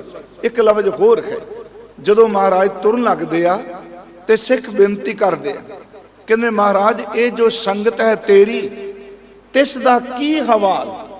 ਤੇ ਮਹਾਰਾਜ ਕਹਿੰਦੇ ਆ, ਬਚਨ ਕੀਤਾ ਗ੍ਰੰਥ ਹੈ ਗੁਰੂ, ਲੜ ਪਕੜੋ ਅਕਾਲ। ਇਹ ਮੇਰੀ ਬੇਨਤੀ, ਇਹ 3 ਦਿਨ ਨੇ, ਪ੍ਰਕਾਸ਼ ਦਿਹਾੜਾ, ਸੰਪੂਰਨਤਾ ਦਿਵਸ ਤੇ ਤੀਸਰਾ ਸ਼ਬਦ ਅਸੀਂ ਵਰਤਨੇ ਆ ਗੁਰਿਆਈ ਦਿਵਸ। ਥੋੜਾ ਜਿਹਾ ਗੁਰਮੁਖੋ ਆਪ ਜੀ ਤਵੱਜੋ ਬਣਾਇਓ। ਉਂਝ ਅਸੀਂ ਸਾਰੇ ਗੁਰੂ ਗ੍ਰੰਥ ਸਾਹਿਬ ਅੱਗੇ ਆਪਣੇ ਸੀਸ ਝੁਕਾਉਂਦੇ ਆ, ਜਿਨ੍ਹਾਂ ਨੂੰ ਅਕੀਦਾ ਹੈ, ਭਰੋਸਾ ਗੁਰੂ ਗ੍ਰੰਥ ਸਾਹਿਬ ਤੇ। ਮੈਂ ਸ਼ੁਰੂਆਤ ਇੱਥੋਂ ਕਰਨੀ ਚਾਹਨਾ ਕਿ ਗੁਰੂ ਗ੍ਰੰਥ ਸਾਹਿਬ ਦੀ ਬਾਣੀ ਵਿੱਚ ਸਤਿਗੁਰਾਂ ਨੇ ਕਿਹੜੀ ਬਖਸ਼ਿਸ਼ ਸਾਨੂੰ ਦਿੱਤੀ, ਕਿਉਂਕਿ ਆਪਾਂ ਸ਼ੁਰੂਆਤ ਕਰਾਂਗੇ ਬਾਣੀ ਉਚਾਰਨ ਕਰਨ ਤੋਂ। ਹੁਣ ਮੰਨ ਲਓ ਡਿਟੇਲ 'ਚ ਜਾਓ ਤੇ ਗੁਰੂ ਗ੍ਰੰਥ ਸਾਹਿਬ ਵਿੱਚ 6000 ਤੋਂ ਵੱਧ ਸ਼ਬਦ ਨੇ, ਸ਼ਲੋਕ, ਪੌੜੀਆਂ। ਡਿਟੇਲ 'ਚ ਜਾਈਏ ਤਾਂ, ਤੇ ਜੇ ਅਸੀਂ ਕਹੀਏ ਵੀ ਸਾਨੂੰ ਬੜਾ ਸੌਖਾ ਤੇ ਛੇਤੀ ਸਮਝਾ ਦਿਓ ਕਿ ਜਿਹਨੂੰ ਆਪਾਂ ਮੱਥਾ ਟੇਕਨੇ ਆ ਇਹਦੇ ਵਿੱਚ ਹੈ ਕੀ, ਇਸ ਵਿੱਚ ਕੀ ਹੈ, ਮੈਂ ਬੇਨਤੀ ਕਰਾਂਗਾ। 2 ਸ਼ਬਦ ਮੈਂ ਚੁਣੇ ਅੱਜ ਸਵੇਰ ਦੀ ਕਥਾ ਲਈ। ਇੱਕ ਅਸੀਂ ਗੁਰੂ ਗ੍ਰੰਥ ਸਾਹਿਬ ਦੇ ਵਿੱਚ ਅਖੀਰ ਤੇ ਇੱਕ ਸੋਦਰ ਰਹਿ ਰਾਸ ਵਿੱਚ ਰੋਜ਼ ਉਹਦਾ ਪਾਠ ਕਰਨਾ। ਉਹ ਹੈ ਮੁੰਧਾਵਣੀ ਮਹੱਲਾ 5ਵਾਂ। ਬੇਨਤੀ ਸੁਣਿਓ, ਇਸ ਮੁੰਧਾਵਣੀ ਜੋ ਸ਼ਬਦ ਹੈ ਇਹਦੇ ਅਰਥ ਵਿਦਵਾਨਾਂ ਨੇ 2 ਕੀਤੇ ਆ। ਇੱਕ ਮੁੰਧਾਵਣੀ ਦਾ ਅਰਥ ਹੁੰਦਾ ਹੈ ਮੁੰਦਣਾ, ਸਟੈਂਪ ਲਾ ਦੇਣੀ, ਮੋਹਰ ਲਾ ਦੇਣੀ। ਫਿਰ ਬੇਨਤੀ ਸੁਣਿਓ, ਇੱਕ ਵਿਦਵਾਨ ਨੇ ਕਹਿੰਦੇ ਆ ਮੁੰਦਣਾ ਦਾ ਅਰਥ ਹੈ ਮੋਹਰ ਲਾ ਦੇਣੀ। ਇਹਦਾ ਭਾਵ ਕਿ ਪੁਰਾਤਨ ਸਮੇਂ ਜਦੋਂ ਕਿਸੇ ਬਾਦਸ਼ਾਹ ਦਾ ਖਾਣਾ ਤਿਆਰ ਕੀਤਾ ਜਾਂਦਾ ਸੀ ਤੇ ਉਹ ਭੋਜਨ ਤਿਆਰ ਕਰਨ ਤੋਂ ਬਾਅਦ ਸੱਚ ਏਵੇ ਉਹ ਵਿੱਚ ਕੋਈ ਮਿਲਾਵਟ ਨਾ ਕਰ ਸਕੇ, ਉਹਨੂੰ ਮੁੰਦ ਦਿੱਤਾ ਜਾਂਦਾ ਸੀ, ਮੋਹਰ ਛਾਪ ਲਾ ਦਿੱਤੀ ਜਾਂਦੀ ਸੀ। ਉਹ ਫਿਰ ਬਾਦਸ਼ਾਹ ਦੇ ਸਾਹਮਣੇ ਭੋਜਨ ਖੋਲਿਆ ਜਾਂਦਾ ਸੀ। ਇੱਕ ਮੁੰਦਣਾ ਦਾ ਅਰਥ ਕੀਤਾ ਗਿਆ ਬੁਝਾਰਤ। ਯਾਦ ਰੱਖਿਓ, ਇਹ 2 ਵਾਰੀ, ਇੱਕ ਵਾਰੀ ਗੁਰੂ ਅਮਰਦਾਸ ਜੀ ਦਾ ਹੁੰਦਾ, ਇਹ ਮੁਧਾਵਣੀ ਸਤਿਗੁਰ ਪਾਈ, ਉੱਥੇ ਮੁਧਾਵਣੀ ਹੈ। ਇੱਥੇ ਸਤਿਗੁਰਾਂ ਨੇ ਸ਼ਬਦ ਵਰਤਿਆ ਮੁੰਦਾਵਣੀ, ਟਿੱਪੀ ਲਾ ਕੇ। ਇਹਦਾ ਅਰਥ ਇਹ ਵੀ ਹੈ ਜੋ ਜ਼ਿਆਦਾ ਵਿਦਵਾਨ ਕਰਦੇ ਆ ਕਿ ਇਹਦਾ ਭਾਵ ਇਹ ਹੈ ਬੁਝਾਰਤ, ਕਿ ਬੁਝਾਰਤ ਪਾ ਦਿੱਤੀ, ਇਹਨੂੰ ਬੁੱਝੋ। ਸ਼੍ਰੀਮਾਨ ਭਾਈ ਸਾਹਿਬ ਭਾਈ ਵੀਰ ਸਿੰਘ ਲਿਖਦੇ ਆ, ਤੁਹਾਡੇ 'ਚ ਹੋ ਸਕਦਾ ਇੱਥੇ ਜਿਹੜੇ ਪਾਕਿਸਤਾਨੋਂ ਆਏ ਹੋਣ, ਉੱਥੇ ਕਿਹਾ ਜਾਂਦਾ ਪੋਠੋਹਾਰੀ, ਇਹ ਸ਼ਬਦ ਬਹੁਤ ਵਰਤਦੇ ਨੇ। ਉਸ ਵਿੱਚ ਕੀ ਸੀ, ਅੱਜ ਵੀ ਪੋਠੋਹਾਰੀ ਜਿਹੜੇ ਪੁਰਾਣੇ ਨੇ ਕਹਿੰਦੇ ਕੀ ਮੁਧਾਵਣੀਆਂ ਪਾਈ ਜਾਂਦਾ, ਸਿੱਧੀ ਗੱਲ ਕਰ। ਯਾਦ ਰੱਖਿਓ, ਇਹਦਾ ਅਰਥ ਹੁੰਦਾ ਕਾਹਦੀਆਂ ਬੁਝਾਰਤਾਂ ਕਾਹਦੀਆਂ ਪਾ ਰਹੇ ਆ, ਤੂੰ ਸਿੱਧੀ ਬਾਤ ਕਰ। ਮੈਂ ਤਾਂ ਸਿਰਫ ਇੱਕੋ ਬੇਨਤੀ ਕਰਾਂਗਾ ਜੀ, ਇਹ ਸਤਿਗੁਰਾਂ ਨੇ ਇਹਦੇ ਅਰਥ ਕੋਈ ਮੁੰਦਣਾ ਕਰੇ, ਇਹਦੇ ਅਰਥ ਕੋਈ ਬੁਝਾਰਤ ਕਰੇ, ਪਰ ਸਤਿਗੁਰਾਂ ਨੇ ਸਾਨੂੰ ਇਸ ਸ਼ਬਦ ਵਿੱਚ ਦੱਸ ਦਿੱਤਾ, ਭਾਈ ਗੁਰਸਿੱਖੋ ਮੈਂ ਇੱਕ ਥਾਲ ਪਰੋਸ ਦਿੱਤਾ ਹੈ। ਇਹਦੇ ਅਰਥ ਪ੍ਰੋਫੈਸਰ ਸਾਹਿਬ ਸਿੰਘ ਉਹਨਾਂ ਨੇ ਖਿਰਦਾ ਕੀਤਾ ਹੈ, ਭਾਈ ਵੀਰ ਸਿੰਘ ਉਹਨਾਂ ਨੇ ਖਿਰਦਾ ਕੀਤਾ ਹੈ, ਪਰ ਜ਼ਿਆਦਾਤਰ ਵਿਦਵਾਨ ਜਿਹੜੇ ਨੇ ਇਸ ਮੁਧਾਵਣੀ ਵਾਲੇ ਬਚਨ ਦੇ ਅਰਥ ਗੁਰੂ ਗ੍ਰੰਥ ਸਾਹਿਬ ਥਾਲ ਰੂਪ ਵਿੱਚ ਕਰਦੇ। ਇਸ ਨੂੰ ਫਿਰ ਬੇਨਤੀ ਨੂੰ ਸੁਣਿਓ ਕਿ ਗੁਰੂ ਗ੍ਰੰਥ ਸਾਹਿਬ 'ਚ ਕੀ ਹੈ। ਮਹਾਰਾਜ ਜੀ ਨੇ ਫਰਮਾਇਆ ਕਿ ਭਾਈ ਗੁਰਸਿੱਖੋ ਥਾਲ ਵਿੱਚ 3 ਵਸਤੂ ਪਈਓ, 7 ਸੰਤੋਖ ਵਿਚਾਰੋ, ਅੰਮ੍ਰਿਤ ਨਾਮ ਠਾਕੁਰ ਕਾ ਪਇਓ, ਪਹਿਲਾਂ ਪਈਓ ਹੁਣ ਪਇਓ, ਫਿਰ ਬੇਨਤੀ ਹੈ। ਥਾਲ ਵਿੱਚ ਤਿੰਨ ਵਸਤੂ ਪਈਓ, ਸਤ ਸੰਤੋਖ ਵਿਚਾਰੋ, ਅੰਮ੍ਰਿਤ ਨਾਮ ਠਾकुर का पयो, जिसका सबस आधारो। जे को खावे जे को पुंचै, तिसका होए उधारो। एह वस्त तजी न जाई, नित नित रख उरतारो। तम संसार चरण लग तरिए, सब नानक ब्रह्म पसारो। क्योंकि पाठ असी रोज करने, ਜਿਹੜੇ ਗੁਰਸਿੱਖ ਨਿਤਨੇਮ ਕਰਦੇ ਆ ਰੋਜ਼ ਪਾਠ ਕਰਦੇ ਆ, ਰਹਿ ਰਾਸ ਵਿੱਚ ਅਸੀਂ ਸੁਣਨੇ। ਥੋੜੇ ਜਿਹਾ ਆਪਾਂ ਅਰਥ, ਮੈਂ ਅਰਥਾਂ ਦਾ ਬਿਲਕੁਲ ਦਾਵਾ ਨਹੀਂ ਕਰਨਾ, ਕਿਉਂਕਿ ਸਿਆਣੇ ਲੋਕ ਕਹਿੰਦੇ ਆ ਅਰਥ ਬਦਲ ਸਕਦਾ ਹੈ, ਪਰ ਸ਼ਬਦ ਦੀ ਮੌਲਿਕਤਾ ਕਦੀ ਨਹੀਂ ਬਦਲਦੀ ਹੁੰਦੀ। ਜਿਹੜੀ ਸ਼ਬਦ ਦੀ ਪੁਰਾਤਨਤਾ ਉਹਨੂੰ ਕੋਈ ਨਹੀਂ ਬਦਲ। ਮੈਂ ਅਰਥ ਬਦਲ ਸਕਣਾ, ਅੱਖਰ ਥੋੜਾ ਬਦਲ ਸਕਣਾ। ਮੈਂ ਮੌਲਿਕਤਾ ਦਾ ਮਤਲਬ ਜੋ ਲਿਖਿਆ ਮੈਂ ਉਹ ਨਹੀਂ ਬਦਲ ਸਕਦਾ। ਅਰਥ ਆਪੋ ਆਪਣੀ ਸੁਰਤ ਹੈ ਜੀ। ਹੁਣ ਫਿਰ ਧਿਆਨ ਨਾਲ ਸੁਣਿਓ, ਇਹਦਾ ਅਰਥ ਬਹੁ ਗਿਣਤੀ 'ਚ ਸਿੱਖ ਵਿਦਵਾਨ ਕਰਦੇ ਨੇ ਕਿ ਧੰਨ ਗੁਰੂ ਅਰਜੁਨ ਦੇਵ ਜੀ ਨੇ ਸਾਡੇ ਤੇ ਤਰਸ ਕੀਤਾ। ਉਹ ਤਰਸ ਕੀ ਕੀਤਾ ਕਿ ਇਨਸਾਨ ਦੇ ਅੰਦਰ ਭੁੱਖ ਹੈ। ਉਹ ਭੁੱਖ ਹੈ ਕਿ ਮੇਰਾ ਉਧਾਰ ਹੋ ਜਾਏ। ਯਾਦ ਰੱਖਿਓ, ਇਹ ਆਪਾਂ ਸਾਰੇ ਇਸ ਸ਼ਬਦ ਤੋਂ ਲਾਂਗੇ। ਉਹ ਭੁੱਖ ਹੈ ਮੇਰਾ ਉਧਾਰ ਹੋ ਜਾਏ, ਪਰ ਉਧਾਰ ਹੋਵੇ ਕਿਵੇਂ? ਕਿਉਂਕਿ ਹਨੇਰਾ ਹੈ ਚਾਰ ਚੁਫੇਰੇ, ਤਮ ਸੰਸਾਰ ਹੈ। ਫਿਰ ਲਫ਼ਜ਼ ਸੁਣਿਓ, ਭੁੱਖ ਹੈ ਮੇਰਾ ਉਧਾਰ ਹੋ ਜਾਏ। ਉਧਾਰ ਹੋ ਨਹੀਂ ਰਿਹਾ ਕਿਉਂਕਿ ਅਗਿਆਨਤਾ ਦੇ ਹਨੇਰੇ ਵਿੱਚ ਬੰਦਾ ਡੁੱਬਿਆ ਹੋਇਆ ਹੈ। ਫਿਰ ਸਤਿਗੁਰੂ ਕਹਿੰਦੇ ਨੇ ਹਾਂ ਇਹ ਬੁਝਾਰਤ ਪਾ ਦਿੱਤੀ, ਭੁੱਖ ਹੈ ਹਨੇਰਾ ਹੈ, ਪਰ ਜੇ ਤੂੰ ਉਧਾਰ ਚਾਹੁੰਦਾ ਆਪਣਾ ਤੇ ਤੈਨੂੰ ਗੁਰੂ ਗ੍ਰੰਥ ਸਾਹਿਬ ਵਿੱਚ ਜਿਹੜਾ ਭੋਜਨ, ਜਿਹੜੀ ਖੁਰਾਕ, ਜਿਹੜਾ ਜੋ ਕੁਝ ਪਰੋਸ ਚੱਲਿਆ ਇਹ ਤੈਨੂੰ ਛਕਣਾ ਪਏਗਾ। ਛਕਣ ਤੋਂ ਬਾਅਦ ਯਾਦ ਰੱਖੀ ਤੈਨੂੰ ਪਚਾਣਾ ਪਏਗਾ, ਇਹ ਰੋਜ਼ ਛਕਣਾ ਪਏਗਾ। ਤੇ ਜੇ ਕਹੇ ਵੀ ਇਹਦੇ ਤੋਂ ਬਿਨਾ ਮੇਰਾ ਉਧਾਰ ਹੋ ਜਾਏ, ਧੰਨ ਗੁਰੂ ਅਰਜੁਨ ਸਾਹਿਬ ਕਹਿੰਦੇ ਸਵਾਲ ਹੀ ਨਹੀਂ ਪੈਦਾ ਹੁੰਦਾ, ਇਸ ਤੋਂ ਬਿਨਾ ਕਿਸੇ ਦਾ ਉਧਾਰ ਨਹੀਂ ਹੋ ਸਕਦਾ। ਇਸ ਨੂੰ ਤੁਹਾਨੂੰ ਛਕਣਾ ਹੀ ਪੈਣਾ। ਮੈਂ ਪਹਿਲਾਂ ਸਿਰਫ ਉਪਰੇ ਅਰਥ ਕਰ ਰਿਹਾ, ਥੋੜੇ ਜਾਓ ਦੇਖੀਏ ਕਿਹੜਾ ਭੋਜਨ ਜੀ। ਰੱਬ ਮਿਹਰ ਕਰੇ ਭੁੱਖ ਲੱਗ ਜਾਏ। ਗੁਰਮਖੋ ਜਿਹਨੂੰ ਭੁੱਖ ਨਹੀਂ ਲੱਗਦੀ ਇਲਤਾਂ ਉਹੀ ਕਰਦਾ। ਮੈਂ ਲਫ਼ਜ਼ ਬੜਾ ਪੁਰਾਣਾ ਵਰਤ ਲਿਆ, ਇਹ ਬਾਣੀ ਚੋਂ ਜੋ ਵੈਸੇ ਆਇਆ, ਕਹਿੰਦੇ ਜਿਹੜਾ ਬੰਦਾ ਇਲਤੀ ਹੁੰਦਾ ਉਹ ਚੌਧਰੀ ਬਣ ਜਾਂਦਾ। ਇਲਤ ਕਾ ਨਾਮ ਚੌਧਰੀ ਗੁਰੂ ਗ੍ਰੰਥ ਸਾਹਿਬ ਚ ਆਇਆ ਜੀ। ਹੁਣ ਜਿਸ ਨੂੰ ਭੁੱਖ ਲੱਗ ਜਾਏ ਜੀ ਉਹ ਕਦੀ ਪੁੱਛਦਾ? ਜਦੋਂ ਲੋਕਾਂ ਨੂੰ ਭੁੱਖ ਲੱਗਦੀ ਹੈ ਨਾ, ਯਾਦ ਰੱਖਿਓ ਕਈ ਵਾਰੀ ਅੱਖਾਂ ਦੇ ਨਾਲ ਲੱਗੇ ਕੋਈ ਨਿੱਕੇ ਨਿੱਕੇ ਫੁੱਲ ਵੀ ਤੋੜ ਕੇ ਖਾ ਜਾਂਦੇ ਆ। ਜਿਨ੍ਹਾਂ ਨੂੰ ਭੁੱਖ ਲੱਗਦੀ, ਕਦੀ ਦੇਖੋ ਐਸੇ ਸ਼ਹਿਰ 'ਚ ਜਿੱਥੇ ਰਾਤ ਨੂੰ ਲੋਕ ਬਰਾਤਾਂ ਵਿੱਚ ਪਾਰਟੀਆਂ ਵਿੱਚ ਖਾਣਾ ਮੁਕਾ ਕੇ ਜੋ ਝੂਠ ਬਚਦੀ ਏ, ਜਿਨ੍ਹਾਂ ਨੂੰ ਭੁੱਖ ਲੱਗਦੀ ਏ ਸਵਖਤੇ ਉਹ ਕੂੜੇ ਦੇ ਢੇਰ ਤੇ ਬੈਠ ਕੇ ਵੀ ਦਾਣੇ ਚੁੰਦੇ ਹੁੰਦੇ ਆ। ਭੁੱਖ ਵਾਲੇ ਲੋਕ ਲਾਜ ਨਹੀਂ ਵੇਖਦੇ ਹੁੰਦੇ, ਭੁੱਖ ਵਾਲੇ ਸਟੇਟਸ ਨਹੀਂ ਵੇਖਦੇ ਹੁੰਦੇ। ਯਾਦ ਰੱਖੋ ਬੰਦੇ ਨੂੰ ਭੁੱਖ ਲੱਗੀ, ਇਹੋ ਜਿਹਾ ਸਮਾਂ ਆਇਆ ਕਿ ਰੁੱਖਾਂ ਦੀਆਂ ਛਿੱਲੜਾਂ ਵੀ ਉਬਾਲ ਉਬਾਲ ਕੇ ਖਾਧੀਆਂ, ਆਪਣੇ ਤਨ ਦੇ ਪੱਟਾਂ ਦਾ ਮਾਂਸ ਵੀ ਕੱਟ ਕੱਟ ਕੇ ਖਾਧਾ। ਜਿਹੜੀ ਭੁੱਖ ਹੁੰਦੀ ਏ, ਯਾਦ ਰੱਖੋ ਉਹਦੇ ਸਾਹਮਣੇ ਸਿਰਫ ਪੇਟ ਦੀ ਪੂਰਤੀ ਹੁੰਦੀ ਏ। ਜਦੋਂ ਬੰਦੇ ਨੂੰ ਭੁੱਖ ਨਾ ਹੋਵੇ ਉਦੋਂ ਹੀ ਬੰਦਾ ਤਰਕ ਵੀ ਜਾਂਦਾ। ਭੁੱਖ ਲੱਗ ਜਾਏ ਤੇ ਤਰਕ ਦੀ ਮੌਤ ਆਪਣੇ ਆਪ ਹੋ ਜਾਂਦੀ।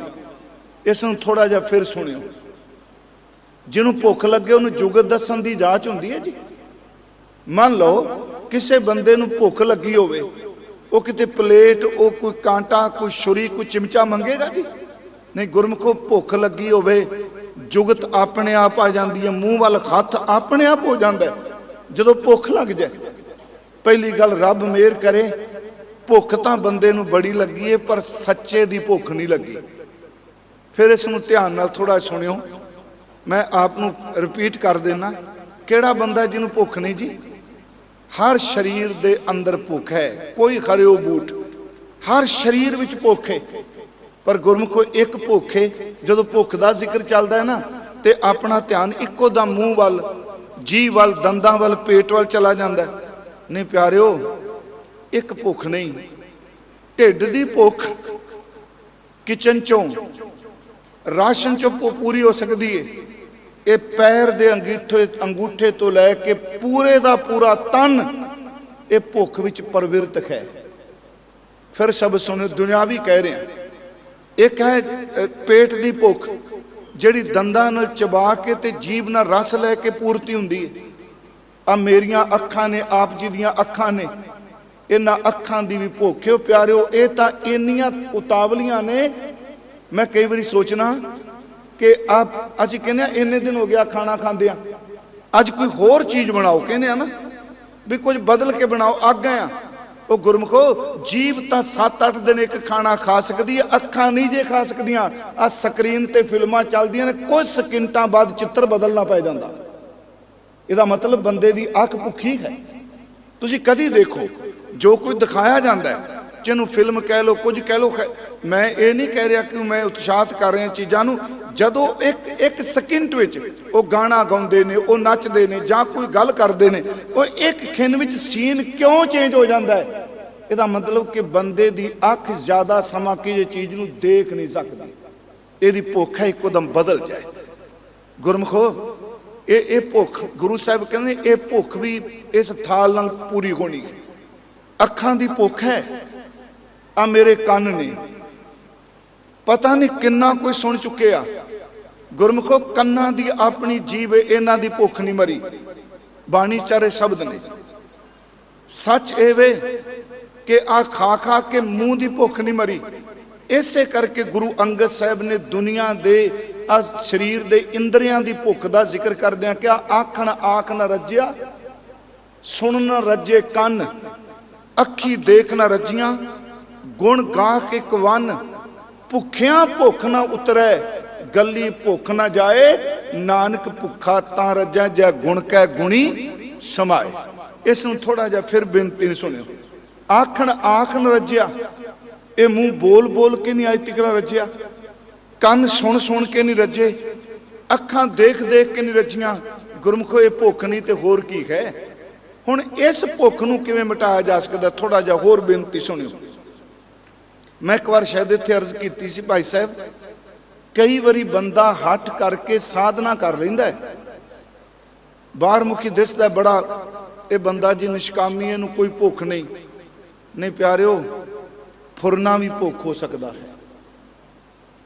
मान लो वो शरीरक तौर पर भोग नहीं रहा, पर थॉट तो पैदा हो गया ना, ਉਹਦਾ ख्याल तो पैदा हो जाता है ना भुख का। फिर इस बेनती ध्यान नाल सुनियो। मैं फिर अर्ज कर लगा, रिपीट करांगा। किसी चीज़ नूं बंदा देखदा है, ਉਹਦੀ प्राप्ति कोल ਉਹਦੇ कोल समर्था नहीं, पर फुरना बना के कहंदा जे मेरे कोल होवे। फिजिकल तौर पर ਉਹਨੂੰ प्राप्त नहीं, पर ख्याल के तौर पर तो भुख ਉਹਦੀ हैगी है ना, वो भुख ਉਹਦੀ मर नहीं रही। मैं एक बार एक घटना अक्सर सुनाना हुन्ना। कहते ने कई बाबा फरीद साहब नाल जोड़ते कि सुनाई सी इत्थे कि कोई दरवेश सी जिहदे बारे बहुत मशहूरी से बहुत पहुंचा होया है। ते दो किस चीज़ का लगता है, पहुंचे हुए की व्याख्या भी वो करते हैं जिन्हों नूं धर्म का ऊड़ा एड़ा भी नहीं आता। सच्ची, जिन्होंने बंदियां ने सवेरे कभी उठ के जपजी साहब भी नहीं किया, वो कहते फलाना बाबा जी बड़े पहुंचे हो जाए। अगला पूछे भी तेरे कोल किहड़ी डिग्री, किहड़ा पैमाना तू वेख के दस दिता है बड़ा पहुंचा होया? झूठ है सब तो वड्डा है। एक पासे गुरबाणी कह रही है ब्रह्म ज्ञानी की गत ब्रह्म ज्ञानी जाने, ब्रह्म ज्ञानी की अवस्था नूं ब्रह्म ज्ञानी जानता है। हुण वो दरवेश की बड़ी मशहूरी सी। उंज वैसे दरवेश, मैं बेनती करा जिहड़े गुरमुख गल्लां करदे आ ना जी, प्लीज़ मैनूं डिस्टर्ब ना करो, तो गल्लां करियां बाहर करो, चंगी गल कर। देखो दरवेश लफ्ज जी पंजाबी च वरतने, उंज परशियन का लफ्ज है दरवेज, इत्थों शब्द बनया दरवेश। दरवेज का अर्थ है दरवाजे उत्ते लटकिया होया, दरवेश का अर्थ है डिग्गा होया। उंज बाबा साहब ने दे अर्थ बड़े सोहने कीते, आप लिए लड़ लाए दर दरवेश से। भाई नंद लाल साहब जी ने गुरु गोबिंद सिंह जी बारे कीते, हक हक आदेश गुरु गोबिंद सिंह, बादशाह दरवेश गुरु गोबिंद सिंह। हुण दरवेश बड़ा उच्चा जीवन है। उन्हें कहा जी दरवेश नूं आमंत्रित किया, सदा पत्र दिता भी तुसी मेरे घर खाना खाना। पहली गल वो किसी घर जाता नहीं सी, ਉਹ ਬੜਾ ਮਸ਼ਹੂਰ ਬੰਦਾ ਸੀ। ਉਹਨੇ ਕਿਹਾ ਮੇਰੇ ਘਰ ਤੁਸੀਂ ਖਾਣਾ ਖਾਣਾ ਜੀ, ਜ਼ਰੂਰ ਚੱਲੋ। ਉਹ ਮੰਨ ਗਿਆ, ਉਹਨੇ ਤਰੀਕ ਦੇ ਦਿੱਤੀ। ਕਹਿੰਦੇ ਉਹ ਜਿਸ ਦਿਨ ਦਰਵੇਸ਼ ਖਾਣਾ ਖਾਣ ਆਇਆ, ਉਸ ਦਿਨ ਘਰ ਦੇ ਮਾਲਿਕ ਨੇ ਆਪਣੀ ਨੌਕਰਾਨੀ ਨੂੰ ਕਿਹਾ ਕਿ ਭੋਜਨ ਧਿਆਨ ਨਾਲ ਬਣਾਇਓ, ਚੌਂਕੇ ਵਿੱਚ, ਰਸੋਈ ਵਿੱਚ ਕਹਿ ਲੋ, ਕਿਚਨ ਕਹਿ ਲੋ, ਕਿ ਖਾਣਾ ਧਿਆਨ ਨਾਲ ਬਣਾਇਓ, ਅੱਜ ਆਪਣੇ ਘਰ ਪਹੁੰਚੀ ਕੋਈ ਹਸਤੀ ਨੇ ਆਉਣਾ ਹੈ, ਦਰਵੇਸ਼ ਨੇ ਆਉਣਾ। ਉਹ ਬੀਬੀ ਉਸ ਦਰਵੇਸ਼ ਦੇ ਨਾਮ ਤੋਂ ਜਾਣੂ ਸੀ। ਕਿਹਾ ਜਾਂਦਾ ਉਹ ਦਰਵੇਸ਼ ਆਇਆ, ਉਹਨਾਂ ਥਾਲੀ 'ਚ ਪਰੋਸ ਕੇ ਭੋਜਨ ਦਿੱਤਾ। ਜਦੋਂ ਉਹਨੇ ਇੱਕ ਕੋਰ ਬੁਰਕੀ ਤੋੜੀ, ਉਸ ਬੁਰਕੀ ਨੂੰ ਤੋੜ ਕੇ ਸਲੂਣੇ ਨੂੰ ਲਾਇਆ ਤੇ ਮੂੰਹ ਵਿੱਚ ਜਦੋਂ ਉਹਨੇ ਬੁਰਕੀ ਪਾਈ ਤੇ ਜੀਭ ਨਾਲ ਸਪਰਸ਼ ਹੁੰਦਿਆਂ ਇੱਕੋ ਦਮ ਉਹਨੇ ਕਿਹਾ, ਖਾਣਾ ਕਿਹਨੇ ਬਣਾਇਆ? ਉਹ ਬੰਦਾ ਡਰ ਗਿਆ ਜਿਹਨੇ ਆਮੰਤਰਿਤ ਕੀਤਾ ਸੀ। ਕਿਹਨੇ ਬਣਾਇਆ? ਕਹਿਣ ਲੱਗੇ ਮੇਰੀ ਨੌਕਰਾਨੀ ਨੇ। ਕਹਿੰਦਾ ਇਹਨੂੰ ਪਤਾ ਨਹੀਂ, ਇਹਦੇ ਵਿੱਚ ਤਾਂ ਲੂਣ ਹੀ ਨਹੀਂ, ਇਹਦੇ ਵਿੱਚ ਨਮਕ ਨਹੀਂ, ਇਹ ਸਵਾਦ ਨਹੀਂ ਸਬਜ਼ੀ। ਹੁਣ ਉਸ ਬੰਦੇ ਨੇ ਜਿਹਨੇ ਬੁਲਾਇਆ, ਆਪਣੀ ਚਮੜੀ ਬਚਾਉਣ ਲਈ ਉਸ ਨੌਕਰਾਨੀ ਨੂੰ ਦਰਵੇਸ਼ ਦੇ ਸਾਹਮਣੇ ਝਿੜਕਣਾ ਸ਼ੁਰੂ ਕਰ ਦਿੱਤਾ। ਇਹ ਵੀ ਇੱਕ ਗੋਇਮ ਹੁੰਦੀ ਹੈ ਲੋਕਾਂ ਦੀ। ਤੂੰ ਅੱਗੇ ਰੋਜ਼ ਖਾਣਾ ਤਿਆਰ ਸੋਣਾ ਕਰਨੀ ਹੈ, ਇੰਨਾ ਕੁਝ ਬਣਾਉਣੀ ਹੈ, ਅੱਜ ਤੈਨੂੰ ਕੀ ਹੋ ਗਿਆ ਕਿ ਤੂੰ ਖਾਣਾ ਬਣਾਉਂਦਿਆਂ ਹੋਇਆਂ ਤੈਨੂੰ ਪਤਾ ਨਹੀਂ ਸੀ ਦਰਵੇਸ਼ ਨੇ ਭੋਜਨ ਛਕਣਾ। ਕਹਿੰਦੇ ਉਸ ਔਰਤ ਨੇ ਸਭ ਕੁਝ ਸੁਣਿਆ। ਜਦੋਂ ਚੁੱਪ ਕਰ ਗਿਆ, ਉਹਨੇ ਕਿਹਾ ਮੈਨੂੰ ਬੋਲਣ ਦਿਓਗੇ? ਉਹਨੇ ਕਿਹਾ ਜੀ ਜ਼ਰੂਰ ਦੱਸ। ਦਰਵੇਸ਼ ਕਹਿੰਦਾ ਦੱਸ। ਉਹ ਮਾਲਕ ਨੂੰ ਕਹਿੰਦੀ ਹੈ ਤੁਸਾਂ ਮੈਨੂੰ ਇਹ ਕਿਹਾ ਸੀ ਕਿ ਰੱਬ ਦੇ ਰੰਗ ਵਿੱਚ ਰੱਤੀ ਹੋਈ ਇੱਕ ਰੂਹ ਨੇ, ਦਰਵੇਸ਼ ਨੇ ਭੋਜਨ ਖਾਣ ਆਉਣਾ ਹੈ। ਜੇ ਮੈਨੂੰ ਤੁਸੀਂ ਕਹਿੰਦੇ ਵੀ ਇੰਦਰੀਆਂ ਵਿੱਚ, ਇੰਦਰੀਆਂ ਦੇ ਰਸ ਵਿੱਚ ਖਚਤ ਹੋਏ ਇੱਕ ਦੁਨਿਆਵੀ ਬੰਦੇ ਨੇ ਆਉਣਾ ਹੈ, ਮੈਂ ਉਸ ਤਰ੍ਹਾਂ ਭੋਜਨ ਤਿਆਰ ਕਰਦੀ। ਮੈਨੂੰ ਕੀ ਪਤਾ ਸੀ ਇਹ ਦਰਵੇਸ਼ ਦੇ ਲਿਬਾਸ ਦੇ ਥੱਲੇ ਇੱਕ ਸਵਾਦੂ ਪੁਰਸ਼ ਹੈ। ਕਹਿਣ ਲੱਗੀ ਦਰਵੇਸ਼ ਆਪਣੇ ਅੰਦਰ ਝਾਤੀ ਮਾਰ, ਇਬਾਦਤ ਮੈਂ ਵੀ ਕਰਨੀ ਆ, ਅਜੇ ਤਾਂ ਤੇਰੇ ਤੋਂ ਜੀਭ ਦਾ ਚਸਕਾ ਨਹੀਂ ਹਟਿਆ, ਤੂੰ ਅੰਦਰ ਦਾ ਰਸ ਕਿੱਥੇ ਲਵੇਂਗਾ? ਮੇਰੀ ਬੇਨਤੀ ਹੈ, ਭੁੱਖ ਕੋਈ ਇੱਕ ਤਰ੍ਹਾਂ ਦੀ ਥੋੜਾ ਹੈ ਜੀ। ਮੈਂ ਫਿਰ ਅਰਜ਼ ਕੀਤੀ, ਉਹਨੇ ਕਿਹਾ ਅਜੇ ਤੱਕ ਤੇਰੇ ਤੋਂ ਜੀਭ ਦਾ ਰਸ ਨਹੀਂ ਗਿਆ ਤੇ ਤੂੰ ਨਾਮ ਦਾ ਰਸ ਕਿਹਾ? ਹਾਲਾਂਕਿ ਬਾਬਾ ਜੀ ਨੇ ਤਾਂ ਬੜੇ ਗਿਣੇ ਆ, ਰਸ ਸੋਇਨਾ, ਰਸ ਰੂਪਾ ਕਾਮਣ, ਰਸ ਪਲਮਰ, ਰਸ ਵਾਸ। ਹੁਣ ਇਹ ਸਾਰੇ ਰਸ ਨੇ ਨਾ। ਮਹਾਰਾਜ ਕਹਿੰਦੇ ਨੇ ਇਹਨਾਂ ਰਸਾਂ ਵਿੱਚ ਖਚਤ ਹੋਇਆ ਬੰਦਾ ਨਾਮ ਦਾ ਰਸ ਕਿਵੇਂ ਲੈ ਸਕਦਾ ਜੀ? ਰਸ ਘੋੜੇ, ਇਹ ਸਵਾਰੀਆਂ ਦਾ ਰਸ ਹੈ, ਘਰ ਦਾ ਰਸ ਹੈ, ਮਿੱਠੇ ਦਾ ਰਸ ਹੈ, ਮਾਸ ਦਾ ਰਸ ਹੈ। ਉਹਦੇ ਅਖੀਰ 'ਚ ਕਿਹਾ ਏਤੇ ਰਸ ਸਰੀਰ ਕੇ ਕਹਿ ਘਟ ਨਾਮ ਨਿਵਾਸ। ਮੈਂ ਆਪ ਨੂੰ ਬੇਨਤੀ ਕਰਾਂਗਾ ਗੁਰਮਖੋ, ਭੁੱਖ ਸਭ ਨੂੰ ਹੈ। ਅੱਖਾਂ ਦੀ ਭੁੱਖ, ਜੀਭ ਦੀ ਭੁੱਖ, ਕੰਨਾਂ ਦੀ ਭੁੱਖ, ਇੱਥੋਂ ਤੱਕ ਬੰਦਾ ਮਰਨ ਕਿਨਾਰੇ ਪਿਆ ਹੋਵੇ, ਡਾਕਟਰ ਕਹਿੰਦੇ ਨੇ ਬਚਣ ਦੀ ਉਮੀਦ ਨਹੀਂ। ਧਿਆਨ ਰੱਖਿਓ, ਭੁੱਖ ਉਹਦੇ ਵਿੱਚ ਵੀ ਹੁੰਦੀ ਹੈ ਕਿ 4 ਦਿਨ ਹੋਰ ਮੈਂ ਜੀ ਕੇ ਦੇ ਸਕਾਂ। ਮੈਂ ਆਪ ਨੂੰ ਬੇਨਤੀ ਕਰਾਂਗਾ ਸਾਰੀਆਂ ਭੁੱਖਾਂ ਦਾ ਉਧਾਰ ਕਿਵੇਂ ਹੋ ਸਕਦਾ ਹੈ? ਫਿਰ ਮੈਂ ਉਸੇ ਵਿਸ਼ੇ ਤੇ ਆਉਣ ਲੱਗਾ। ਅੱਖਾਂ ਦੀ ਭੁੱਖ ਮਿਟ ਜਾਏ, ਕੰਨਾਂ ਦੀ ਭੁੱਖ ਮਿਟ ਜਾਏ, ਮਨ ਦੀ ਭੁੱਖ ਮਿਟ ਜਾਏ, ਵਾਸ਼ਨਾ ਦੀ ਭੁੱਖ ਮਿਟ ਜਾਏ, ਕਿਵੇਂ ਹੋ ਸਕਦਾ ਹੈ? ਗੁਰੂ ਅਰਜਨ ਸਾਹਿਬ ਕਹਿੰਦੇ ਨੇ ਹਾਂ ਮਿਟ ਸਕਦਾ ਜੇ ਤੈਨੂੰ ਰੱਬ ਪਾਣ ਦੀ ਭੁੱਖ ਪੈਦਾ ਹੋ ਜਾਏ।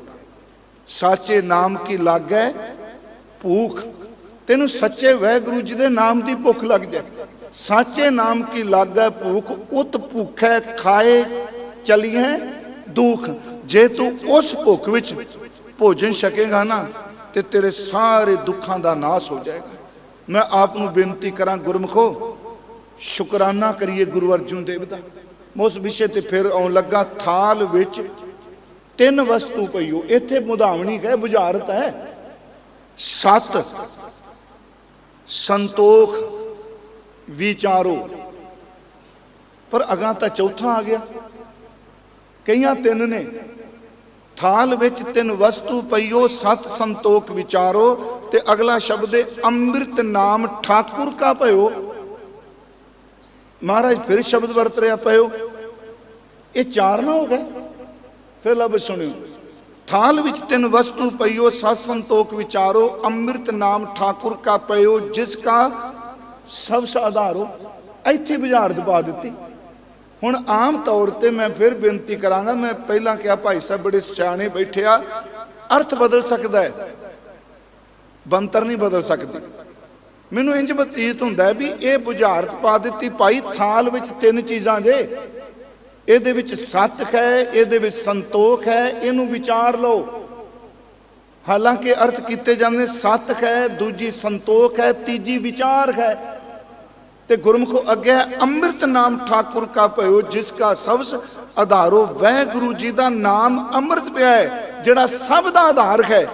ਤੇ ਜੇ ਦੇ ਅਰਥ ਇਉਂ ਕਰੀਏ ਕਿ ਗੁਰੂ ਗ੍ਰੰਥ ਸਾਹਿਬ ਦੇ ਵਿੱਚ ਸੱਤ ਦੀ ਵਿਚਾਰ ਹੈ, ਗੁਰੂ ਗ੍ਰੰਥ ਸਾਹਿਬ ਅੰਦਰ ਸੰਤੋਖ ਦੀ ਵਿਚਾਰ ਹੈ, ਗੁਰੂ ਗ੍ਰੰਥ ਸਾਹਿਬ ਅੰਦਰ ਪਰਮੇਸ਼ਵਰ ਦੇ ਨਾਮ ਦੀ ਵਿਚਾਰ ਹੈ।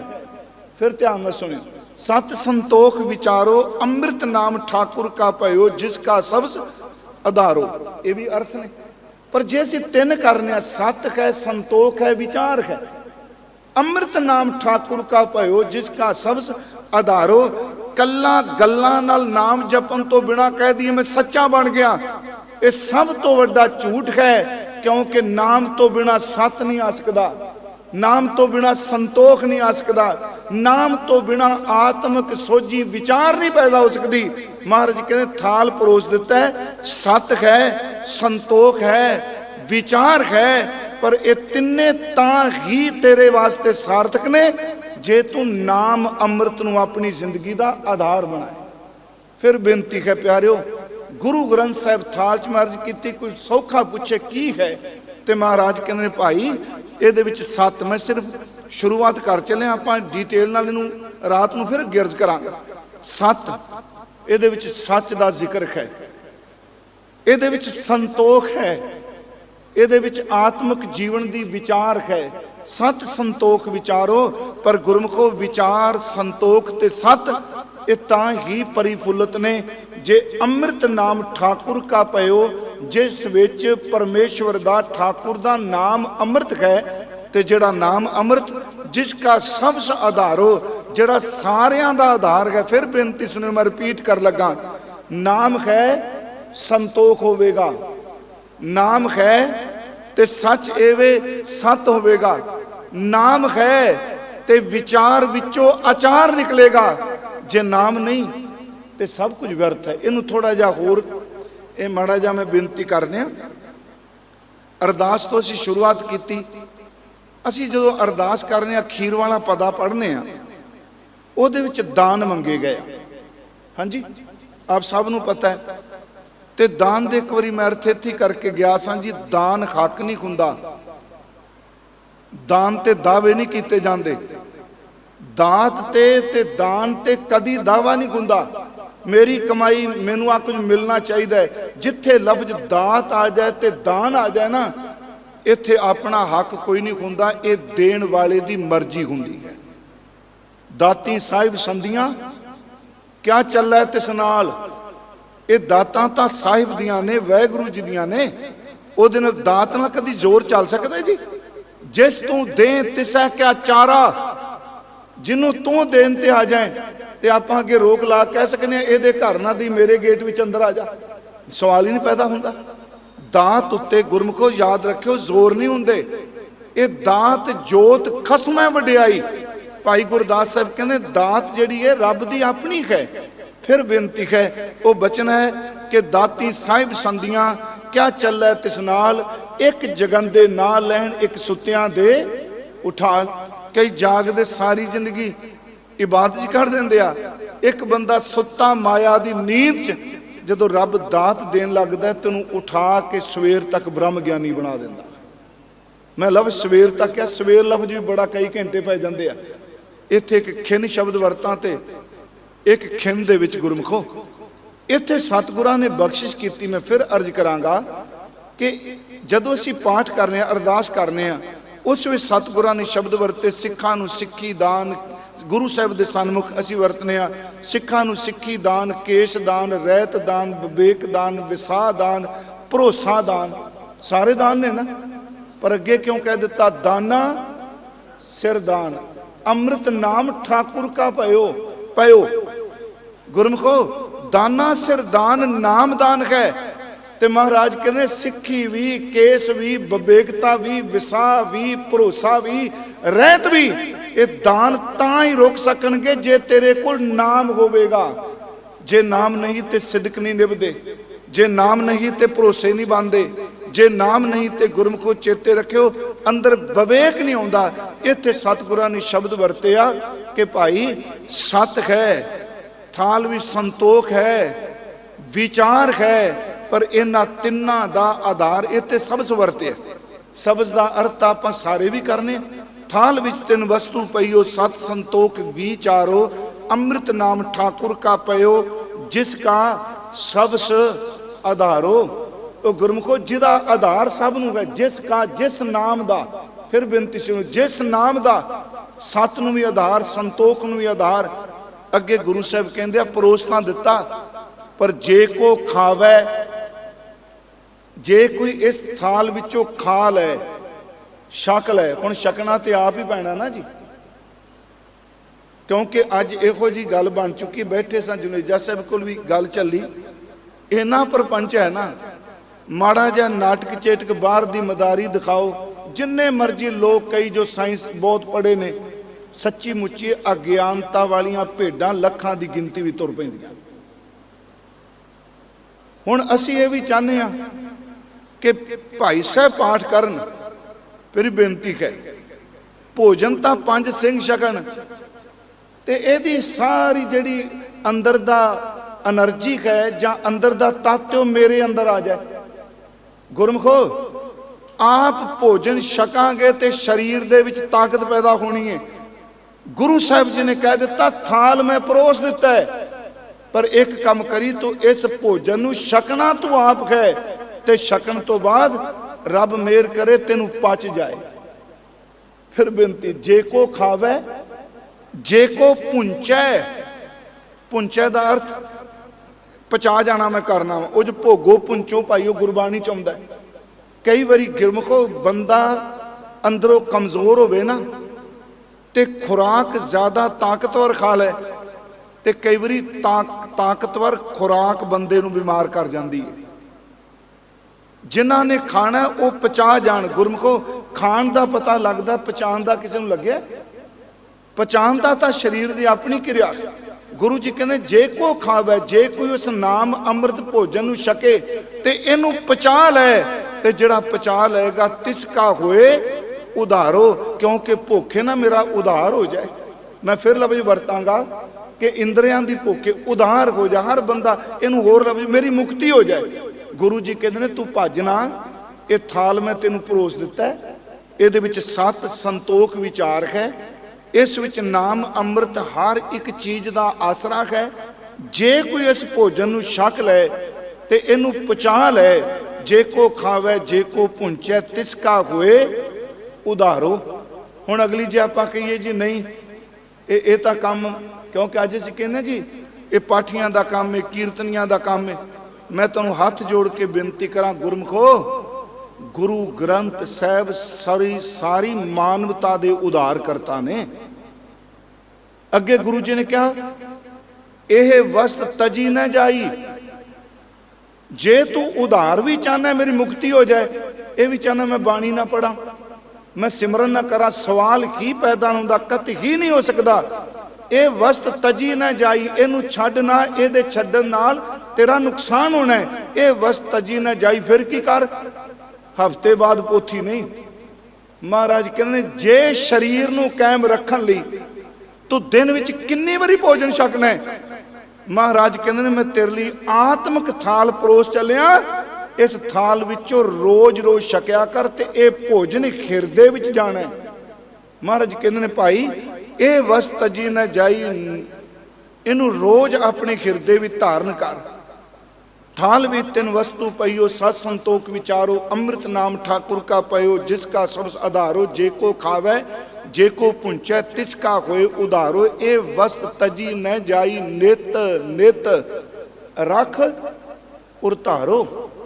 अगे हुण ध्यान नाल मैं समाप्ति कर लगा, भावें भाई साहब ने कहा टाइम खुला है, पर फिर भी अगे तम संसार उधार चाहना पर हनेरे च डुब्या बैठा, किवें तर सकना जी? चरण लग तरिए। अज मेरे मन च भाई साहब आया कि यह लफ्ज वरत्या थाल, ਚਰਨ ਲਗ ਤਰੀਐ। ਸਾਡੇ ਘਰਾਂ ਵਿੱਚ ਅੱਜ ਵੀ ਜਦੋਂ ਬੱਚੇ ਨੂੰ ਗੁਰੂ ਗ੍ਰੰਥ ਸਾਹਿਬ ਦਾ ਸਹਿਜ ਪਾਠ ਕਰਾਉਂਦੇ ਆ ਨਾ, ਅਸੀਂ ਕਹਿੰਦੇ ਆ ਭਾਈ ਸਾਹਿਬ ਜੀ ਅਰਦਾਸ ਕਰਿਓ ਅੱਜ ਬੱਚੇ ਨੂੰ ਗੁਰੂ ਜੀ ਦੇ ਚਰਨੀ ਲਾਣਾ। ਕਿੱਡੇ ਕਮਾਲ ਦੇ ਸ਼ਬਦ ਵਰਤੇ।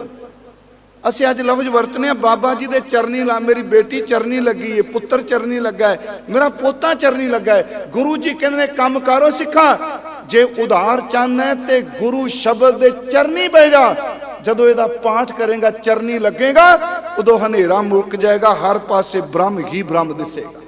ਤਮ ਸੰਸਾਰ ਚਰਨ ਲਗ ਤਰੀਐ, ਸਭ ਨਾਨਕ ਬ੍ਰਹਮ ਪਸਾਰੋ। ਮੈਂ ਆਪ ਨੂੰ ਤਾਂ ਬੇਨਤੀ ਕੀਤੀ, ਬੜੇ ਸੰਖੇਪ ਲਫ਼ਜ਼ਾਂ 'ਚ ਕੀਤੀ ਹੈ। ਸ਼ੁਰੂਆਤ ਆਪਾਂ ਇੱਥੋਂ ਕੀਤੀ ਹੈ। ਰਾਤ ਨੂੰ ਆਪਾਂ ਕਿਉਂਕਿ ਪ੍ਰਕਾਸ਼ ਔਰ ਗੁਰਗੱਦੀ ਲਫ਼ਜ਼ ਤੇ ਅਸੀਂ ਕਹਿ ਦਿੰਦੇ ਹਾਂ, ਹਾਲਾਂਕਿ ਪੂਰੇ ਗੁਰੂ ਗ੍ਰੰਥ ਸਾਹਿਬ ਦੇ ਸਟਰਕਚਰ ਨੂੰ ਬਿਆਨ ਕਰਨ ਵਾਸਤੇ ਕਈ ਮਹੀਨੇ ਚਾਹੀਦੇ ਆ। ਕੀ ਕੁਝ ਗੁਰੂ ਗ੍ਰੰਥ ਸਾਹਿਬ 'ਚ ਹੈ ਜੀ। ਇਸ ਨੂੰ ਗੁਰੂ ਜੀ ਨੇ ਜੋ ਕਿਹਾ, ਪਿਓ ਦਾਦੇ ਕਾ ਖੋਲ ਡਿੱਠਾ ਖਜ਼ਾਨਾ, ਇਹ ਰਾਤ ਨੂੰ ਆਪਾਂ ਵਾਚਾਂਗੇ। ਆਪ ਸੰਗਤ ਦਾ ਬਹੁਤ ਬਹੁਤ ਧੰਨਵਾਦ। ਇੱਕ ਮੈਂ ਬੇਨਤੀ ਤੁਹਾਨੂੰ ਸਾਰਿਆਂ ਨੂੰ ਕਰਨੀ, ਭਾਈ ਸਾਹਿਬ ਤੇ ਰੋਜ਼ ਕਰਦੇ ਆ ਰਹੇ, ਵੇਖੋ ਨਹੀਂ ਸੁਣਨੀ ਮੇਰੀ ਵੀ ਕਿਸੇ ਨਹੀਂ, ਮੇਰੀ ਇੱਕ ਬੇਨਤੀ, ਵੇਖੋ ਸਾਨੂੰ ਬਹੁਤ ਕੁਝ ਸੁਣਨਾ ਪੈਂਦਾ। ਮੈਂ ਇੱਥੇ ਆਇਆ, ਮੈਂ ਝੰਡੋਕ ਸਾਹਿਬ ਨੂੰ ਵੀ ਕਿਹਾ ਵੀ ਵੇਖੋ ਪਿੱਛੇ ਲਾਈਆਂ ਕੁਰਸੀਆਂ, ਚਲੋ ਚੰਗੀ ਹੈ। ਬੀਬੀਓ ਭੈਣੋ ਤੁਹਾਨੂੰ ਹੱਥ ਜੋੜ ਕੇ ਬੇਨਤੀ ਹੈ, ਭਾਂਡੇ ਮੰਜਵਾਣੇ ਜੇ ਮੈਂ ਇੱਥੇ ਮਾਂਜ ਦੇਣਾ, ਅਗਲੇ ਕਾਲ ਤੱਕ ਤੇ ਸੱਦ ਕੇ ਮੇਰੇ ਤੋਂ ਭਾਂਡੇ ਮੰਜਵਾਣਗੇ ਨਾ। ਕਿਹਾ ਜਾਂਦਾ ਜੀ ਪ੍ਰਚਾਰਕ ਲਿਫਾਫਿਆਂ ਦੀ ਖਾਤਰ ਨਹੀਂ ਬੋਲਦੇ, ਕਿਹਾ ਜਾਂਦਾ ਨਾ। ਪਰ ਮੈਂ ਤੁਹਾਨੂੰ ਬੇਨਤੀ ਕਰਾਂ, ਮੈਨੂੰ ਇੰਨੇ ਸਾਲ ਹੋ ਗਏ ਨੇ, ਅੱਜ ਤੱਕ ਇਕੱਲਾ ਇਹ ਨਹੀਂ, ਕਿਤੇ ਵੀ ਗਿਆ ਵਾ, ਸੰਗਤ ਸਾਡੀ ਰੋਜੀ ਹੈ, ਪਰ ਮੈਂ ਗੁਰੂ ਗ੍ਰੰਥ ਸਾਹਿਬ ਦੀ ਹਜ਼ੂਰੀ 'ਚ ਹੰਕਾਰ ਨਾਲ ਨਹੀਂ ਕਹਿੰਦਾ, ਨਿਮਰਤਾ ਨਾਲ ਕਹਿੰਦਾ। ਅੱਜ ਤੱਕ ਕਦੀ ਵੀ ਕੋਈ ਬੰਦਾ ਇਹ ਕਹਿ ਦੇ ਮੈਂ ਕਿਤੇ ਭੇਟਾ ਮਿਥ ਕੇ ਜਾਣਾ ਹੂੰ, ਪਰ ਜੇ ਸਾਡਾ ਸਰੀਰ ਹੈ, ਆਪਾਂ ਕਿਉਂ ਕੁਰਸੀਆਂ ਦੀ ਵਰਤੋਂ ਕਰ ਰਹੇ ਹਾਂ। ਮੇਰੀ ਫਿਰ ਬੇਨਤੀ ਹੈ, ਵੇਖੋ ਗੱਲ ਇਹ ਨਹੀਂ, ਸਾਡੇ ਪੰਜਾਬੀ 'ਚ ਕਹਾਵਤ ਹੈ, ਗੱਲ ਸਹਿ ਦੀ ਨਹੀਂ ਗੱਲ ਪੈ ਦੀ ਹੈ। ਤੁਹਾਨੂੰ ਪਤਾ ਹੋਣਾ ਸਹਿ ਤੇ ਪੈ ਦੀ ਉਦਾਹਰਨ, ਕਿ ਜੇ ਖੇਤ ਵਿੱਚੋਂ ਇੱਕ ਖਰਗੋਸ਼ ਲੰਘ ਜਾਏ ਨਾ, ਉਹਦੇ ਪੈਰਾਂ ਦੇ ਨਿਸ਼ਾਨ ਪੈ ਜਾਂਦੇ ਆ, ਉਹ ਕਹਿੰਦੇ ਫਿਰ ਸਾਰੀ ਲੰਘਣੇ ਸ਼ੁਰੂ ਕਰ ਦਿੰਦੇ ਆ। ਮੇਰੀ ਹੱਥ ਜੋੜ ਕੇ ਪ੍ਰਬੰਧਕਾਂ ਨੂੰ, ਇੱਕ ਖਾਸ ਕਰਕੇ ਬੀਬੀਓ ਭੈਣੋ ਤੁਹਾਨੂੰ ਬੇਨਤੀ ਹੈ, ਮਾਤਾਵਾਂ ਬੈਠੀਆਂ ਜੇ, ਮੈਂ ਨਿਮਰਤਾ ਸਹਿਤ ਕਹਿ ਰਿਹਾ, ਭਾਈ ਸਾਹਿਬ ਰੋਜ਼ ਕਹਿ ਰਿਹਾ, ਤੁਸੀਂ ਸਹਿਯੋਗ ਦਿਓ, ਜੇ ਬੈਠ ਸਕਦੇ ਹੋ ਥੱਲੇ ਬੈਠੋ ਗੁਰੂ ਸਾਹਿਬ ਦੀ ਹਜ਼ੂਰੀ 'ਚ। ਹੁਣ ਦਿੱਲੀ 'ਚ ਮੈਂ ਗੁਰਦੁਆਰੇ ਗਿਆ, ਪਿੱਛੇ ਵੇਖਿਆ ਮੇਰਾ ਖਿਆਲ 200-250 ਕੁਰਸੀ ਲੱਗੀ ਹੋਈ ਸੀ। ਹੱਥ ਜੋੜ ਕੇ ਬੇਨਤੀ, ਪ੍ਰਬੰਧਕਾਂ ਦੀ ਵੀ ਰਹੇਗੀ, ਸਾਡੀ ਵੀ ਰਹਿ ਜਾਏਗੀ ਜੀ, ਕਿਉਂਕਿ ਜਿਹੜੀ ਗੁਰਮਤ ਦੀ ਨਿਮਰਤਾ ਦਾ ਜੀ। ਹੁਣ ਮੈਂ ਸੱਚੀ ਮੁੱਚੀ ਮੈਂ ਢਿੱਲਾ ਵਾਂ, ਮੈਨੂੰ ਕੁਸ਼ਨ ਵਰਤਣਾ ਪੈਂਦਾ। ਉੱਥੇ ਮੈਨੂੰ ਕਿਹਾ ਫਤਿਹਗੜ੍ਹ ਸਾਹਿਬ ਭਾਈ ਰਜਿੰਦਰ ਸਿੰਘ ਬੋਲੇ ਵੀ ਭਾਈ ਸਾਹਿਬ ਗੱਦੀ ਮੰਜੀ ਸਾਹਿਬ, ਮੇਰਾ ਕੁਸ਼ਨ ਜਿਹੜਾ ਇਹਦੇ ਥੱਲੇ ਖੋਲ ਹੈ, ਮੇਰੀ ਰੀੜ ਦੀ ਹੱਡੀ ਅੱਗੋਂ ਟੁੱਟੀ ਹੋਈ ਹੈ, ਪਰ ਮੈਂ ਗੁਰੂ ਸਾਹਿਬ ਦਾ ਸ਼ੁਕਰਾਨਾ ਕਰਨਾ, ਉਹ ਬੜੀ ਸੈੱਟ ਹੋ ਗਈ। ਪਰ ਮੈਂ ਤੁਹਾਨੂੰ ਫਿਰ ਬੇਨਤੀ ਕਰਾਂਗਾ, ਜਿਹੜੇ ਥੱਲੇ ਬੈਠ ਸਕਦੇ ਹੋ ਪਲੀਜ਼ ਥੱਲੇ ਵਿਆਹ ਕਰੋ। ਜੇ ਵੱਖਰੀ ਕੋਈ ਥਾਂ ਬਣਾ ਲਓਗੇ ਬਹਿਣ ਵਾਸਤੇ, ਮੈਨੂੰ ਪਤਾ ਹਰ ਇੱਕ ਦਾ ਦਿਲ ਕਰਦਾ ਸੀ ਦੇਖੀਏ ਜੀ, ਦਰਸ਼ਨ ਕਰੀਏ ਗੁਰੂ ਸਾਹਿਬ ਦੇ, ਪਰ ਤੁਸੀਂ ਸਾਡੀ ਬੇਨਤੀ ਜ਼ਰੂਰ ਮੰਨਿਓ। ਭਾਈ ਸਾਹਿਬ ਦੀ ਤੁਹਾਡਾ ਬਹੁਤ ਬਹੁਤ ਧੰਨਵਾਦ। ਸ਼ਾਮ ਨੂੰ ਆਪ ਜੀ ਦੇ ਦਰਸ਼ਨ ਕਰਾਂਗਾ, ਪਰ ਲੜੀ ਆਪਾਂ ਇਤਿਹਾਸ ਵੀ ਥੋੜਾ ਜਿਹਾ ਬੇਨਤੀ ਕਰਾਂਗਾ। ਰਾਤੀ ਇਹ ਗੁਰਬਾਣੀ ਸਤਿਗੁਰਾਂ ਨੇ ਉਚਾਰਨ ਕੀਤੀ, ਇਹ ਥਾਲ ਕਿੱਥੋਂ ਕਿੱਥੋਂ ਭੋਜਨ ਲਿਆ ਕੇ ਪਰੋਸਿਆ। ਕਿਤੇ ਭੋਜਨ ਬੰਗਾਲ ਚੋਂ ਲਿਆਂਦਾ, ਪੰਜਾਬ ਚੋਂ ਲਿਆਂਦਾ, ਮਹਾਰਾਸ਼ਟਰ ਚੋਂ ਲਿਆਂਦਾ। ਗੁਰਮੁਖੋ ਇਹ ਭੋਜਨ ਉਹ ਮਹਾਂਪੁਰਖਾਂ ਦੇ ਸ਼ਬਦ ਨੇ, ਕੱਲ ਨੂੰ ਆਪਾਂ ਵਾਚਾਂਗੇ। ਸਭ ਦਾ ਧੰਨਵਾਦ ਜੀ।